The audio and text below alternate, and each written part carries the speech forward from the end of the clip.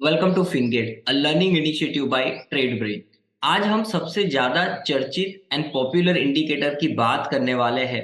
नाम है RSI, relative strength index. Relative strength index बताएगा कि बेसिकली होता क्या है।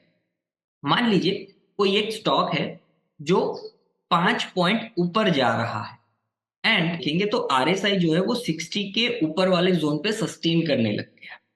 ये दिखाता है कि इस पुल बैक के दौरान बायर ने स्ट्रेंथ दिखाई है।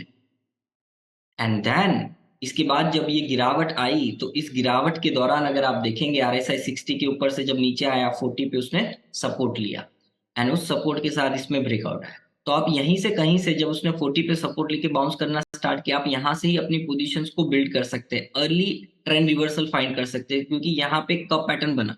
अब कप पैटर्न वाले लोग यहाँ पे एंटर हो गए, आप यहाँ से धीरे धीरे अपनी पोजीशन बिल्ड करो, जैसे ही ब्रेकआउट कंफर्म हो एग्रेसिवली पोजीशन को बढ़ाओ एंड देन एक बढ़िया तेजी देखनी।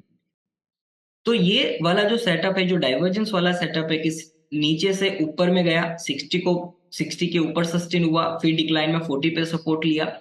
ऐसे में जनरली आपको ट्रेंड रिवर्सल पैटर्न्स देखने को मिल जाते हैं, जैसे कि एम पैटर्न मिल जाएगा, डब्ल्यू पैटर्न मिल जाएगा, ऐसे rounding cup and handle patterns आपको मिल जाएंगे। तो हमेशा जब भी कभी आप ये सेटअप को यूज करें, ध्यान रखिएगा एक ट्रेंड रिवर्सल पैटर्न भी होना उसके साथ जरूरी है। तो आरएसआई से हमने दो तीन सेटअप सीखे, इसको वापस रिपीट करके देखिएगा, आपको बहुत सारी चीजें आरएसआई के बारे में पता चलेगी। धन्यवाद, मिलते हैं नेक्स्ट सेशन के अंदर। उसके बाद एक पॉइंट नीचे आ रहा है और यही पैटर्न कंटिन्यू हो रही है कुछ समय के लिए कि 5 पॉइंट वो ऊपर जा रहा है, 1 पॉइंट वो नीचे आ रहा है। तो इसका मतलब क्या हुआ, ये रेशियो कितना हुआ, 5:1 का।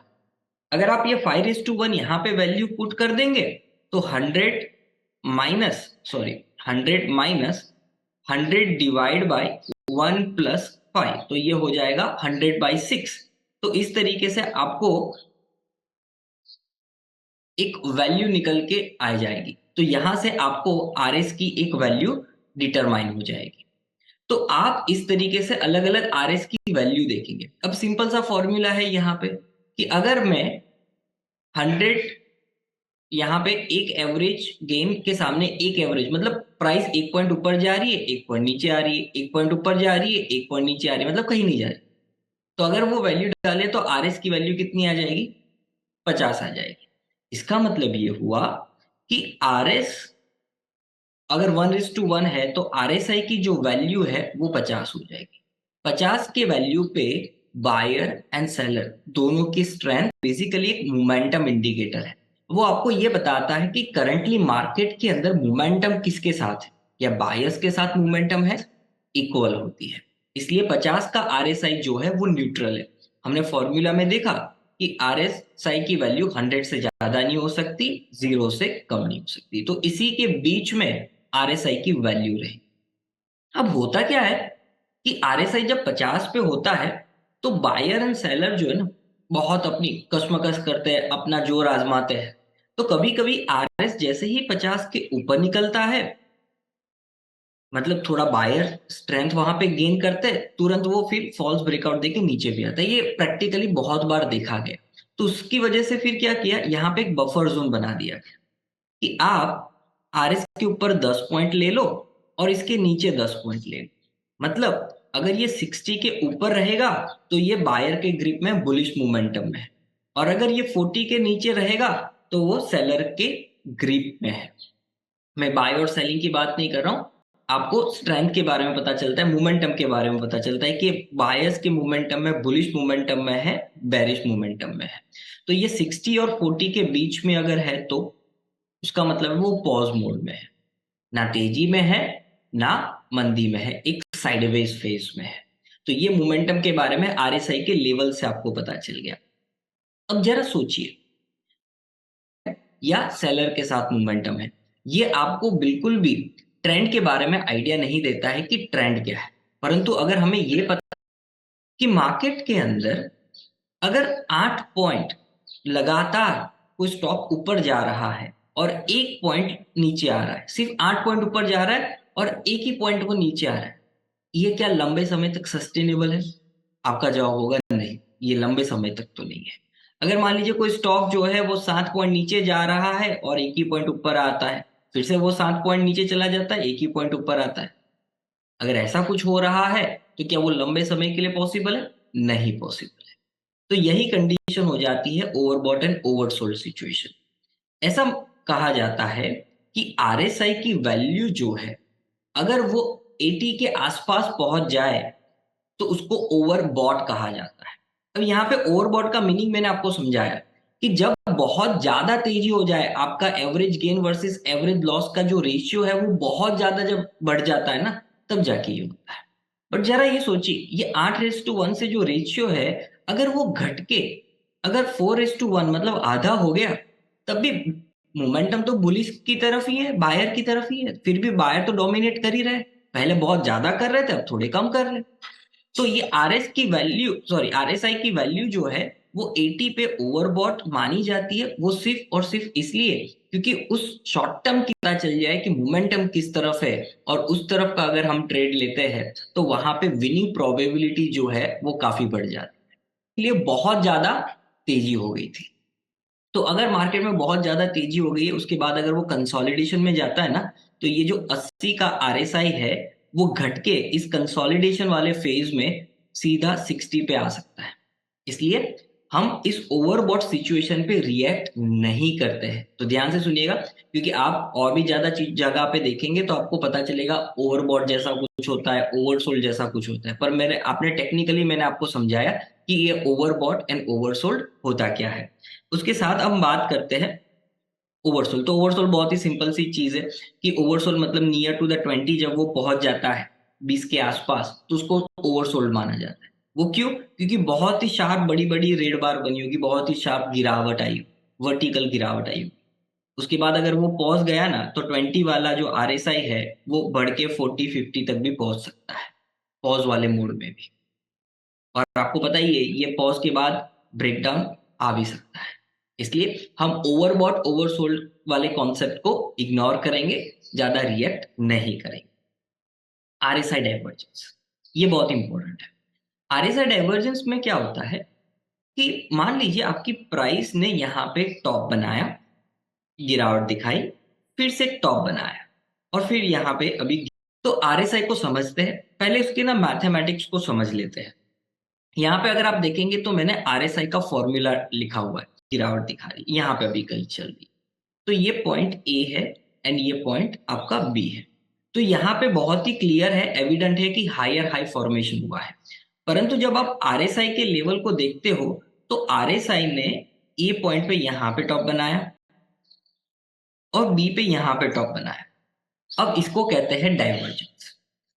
अगर आप थोड़ा गौर से यहाँ पे इस चीज को देखेंगे तो ये लोअर हाई फॉर्मेशन, अगर प्राइस हायर हाई फॉर्मेशन बना रही है और आपका आरएसआई जो है वो लोअर हाई फॉर्मेशन बना रहा है, तो ये एक बेरिस डाइवर्जेंस हुआ, बीडी बेरिस डाइवर्जेंस हुआ। अगर आपकी प्राइस मान लीजिए लोअर हाई बना रही है, हालांकि ऐसा ऐसा बहुत ही रेयरली देखने को मिलता है, यहाँ पे हायर हाई ये बहुत ही रेयर केस है। बट इसका आप उल्टा थोड़ा कर लो, मान लीजिए इसको अभी थोड़ा इग्नोर करते हैं, प्राइस आपका यहाँ पे लोअर लो बना रही है और यहाँ पे हायर लो बन रहा है, तो इसको बुलिश डाइवर्जेंस हम कहें। अब इसका मतलब क्या इन दोनों का, आइए समझते हैं। तो यहाँ पे मार्केट में तेजी तो हुई, लेकिन इस तेजी के दौरान जो बी पे हाई बना, मान लीजिए एक्स से बी की जो तेजी हुई, उस दौरान बायर की स्ट्रेंथ जो है वो उतनी, ये फॉर्मूला क्या कहता है कि 100 माइनस समथिंग, मतलब आप ये इंडिकेटर की जो वैल्यू है वो हमेशा 100 ज्यादा नहीं थी। शायद मे बी गैप अप होके वो वहां पे पहुंच गया हो, बीच बीच में बहुत बार सेलर ने अटैक किया होगा। तो ऐसे में क्या होता है ना कि आपको निकलना नहीं है कि चलो अरे यार बी टॉप बन रहा है लेकिन यहाँ तो डाइवर्जेंस है, चलो निकल जाते, नहीं।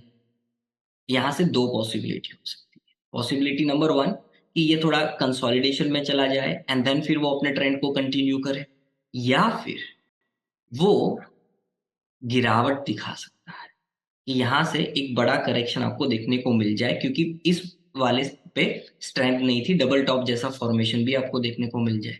कैसे पता करें कि क्या होगा? तो उसके लिए बहुत सिंपल सी चीज है, आप उस ट्रेंड पे एक ट्रेंड लाइन बना दो।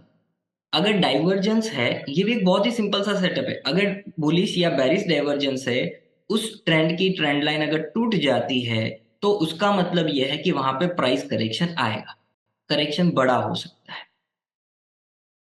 और अगर वो ट्रेंड लाइन नहीं टूटती है तो वो साइडवेज चला जाएगा और वापस वो तेजी में आ जाएगा, आरएसआई अपने आप ऊपर में आपको दिख जाएगा।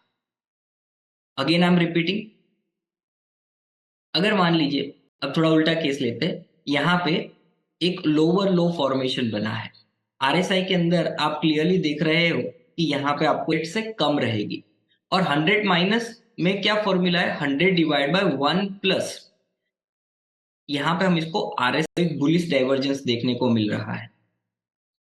तो आप क्या करेंगे, एक ट्रेंड लाइन बनाएंगे, अगर उस ट्रेंड लाइन का ब्रेकआउट आपको देखने को मिल जाता है, तब जाके आप ट्रेंड रिवर्सल, मतलब ये बेरिश था, बेरिश ये बुलिश डाइवर्जेंस पैटर्न था, तो यहाँ पे आप तेजी खेलेंगे। और ट्रेंड लाइन का कॉन्सेप्ट तो आपको पता ही है, रिटेस्ट के बाद जैसे ही ऊपर में आता है आप एंट्री करेंगे। तो ट्रेंड लाइन वाला कॉन्सेप्ट एंट्री के लिए यूज कर लो, डायरेक्शन के लिए आप आरएसआई को यूज कर लीजिए, आरएसआई डाइवर्जेंस को यूज कर लीजिए। तो ये एक आपका सेटअप हो गया।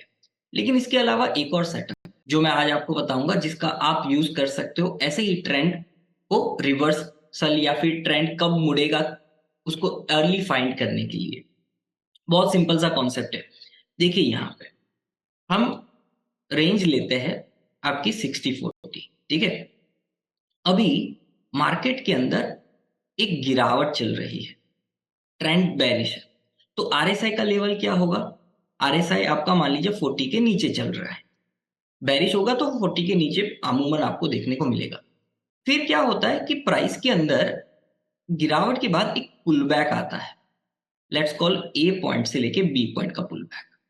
अब ड्यूरिंग द पुल बैक आपका जो आरएसआई है वो 40 के नीचे से बढ़ के 60 लिख सकते हैं, जो आरएस का मतलब होता है कि एवरेज गेन आपने कितना किया डिवाइड बाय एवरेज लॉस आपने कितना किया, ये पास चला जाता है या 60 के बियॉन्ड चला जाता है, 60 पे नहीं 60 के बियॉन्ड चला जाता है, ये भी एक डाइवर्जेंस है। अगर स्ट्रेंथ बेरिश है, अगर सेलर वहां पे मार्केट को डोमिनेट कर रहे हैं, तो ये वाला जो अपमूव आया, ये वाले अपमूव में आरएसआई 60 के बियॉन्ड नहीं जाता।